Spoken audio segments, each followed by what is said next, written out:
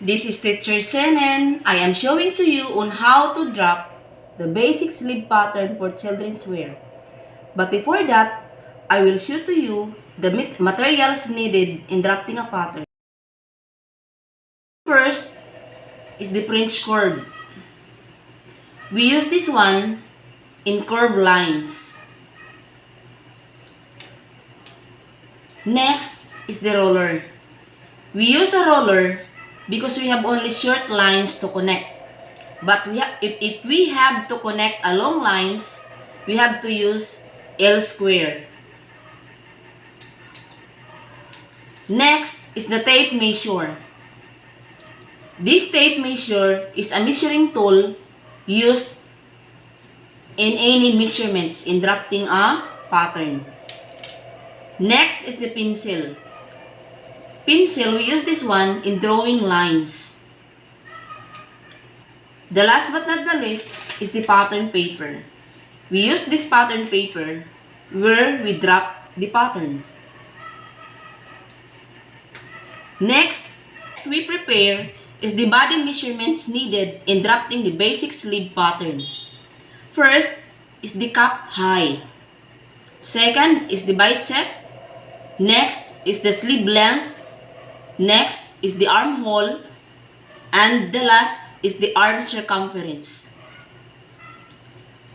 We have to know the accurate measurements of the different body measurement needed.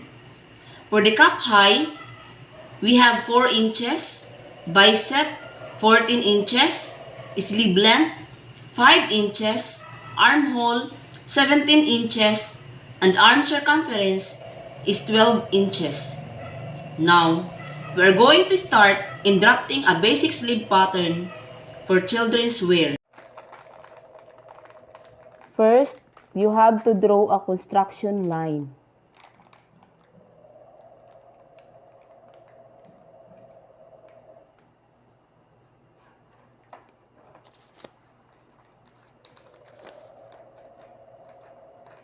Then, the connected line, you have to mark it as A, letter A.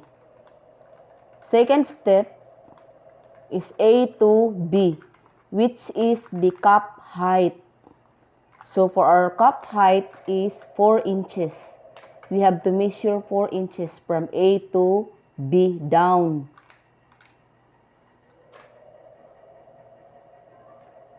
Next is AC, which is the sleeve length. Our sleeve length is 6 inches. So we have to mark it as letter C. From A down to letter C, it is 6 inches. Next step is B to D. B to D is 1/2 of bicep plus 1/2 inches. Then, you have to connect B to D from left to right. That is our B to D, which is the bicep 14 inches, but we need only 1/2, so we measure 7 inches plus 1/2 inch. The total is 7 1/2 inches. Then, we connect B to D and A to D.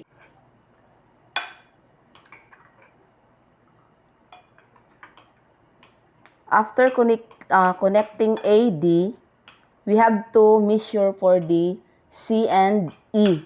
So for C and E is arm circumference.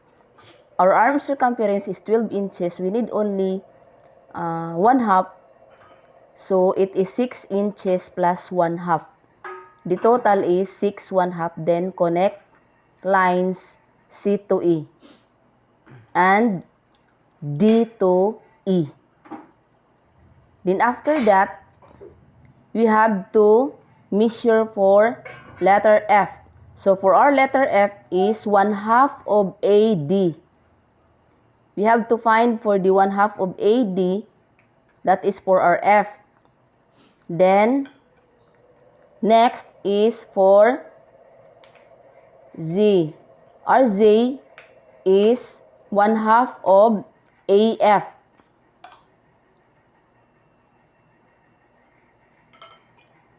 Next is for our H. Our H is 1/2 of F2D.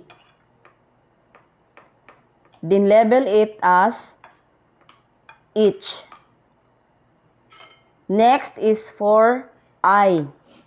Now for I is we have to measure 1/2 inch above from J.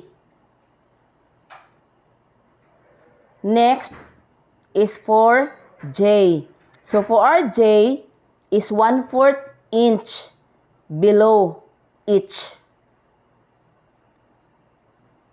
Then after that, we have to use the French curve. Since French curve is used for connecting lines, so we have to connect A, I,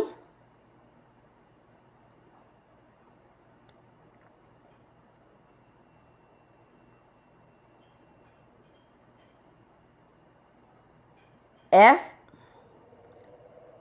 J, to D.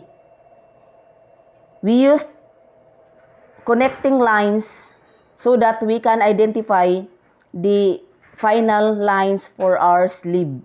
That's all for drafting basic sleeve pattern for children's wear. Thank you for watching.